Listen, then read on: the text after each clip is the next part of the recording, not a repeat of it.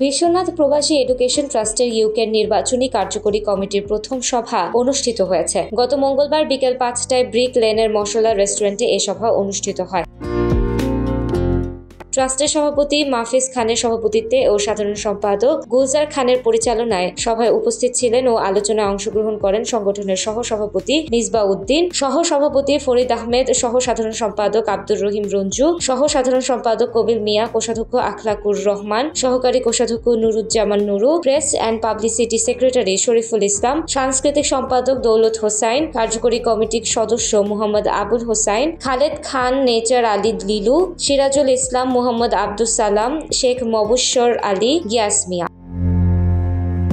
প্রথম সভায় সর্বসম্মতিক্রমে ট্রাস্টের বেশ কিছু গুরুত্বপূর্ণ সিদ্ধান্ত গ্রহণ করা হয়। এছাড়া ট্রাস্টিদের মতামতকে প্রাধান্য দিয়ে সিদ্ধান্ত গ্রহণে সকলে একমত পোষণ করেন। আগামী দিনে সকলে ঐক্যবদ্ধ থেকে ট্রাস্টের পক্ষে কাজ করার প্রত্যয় ব্যক্ত করেন।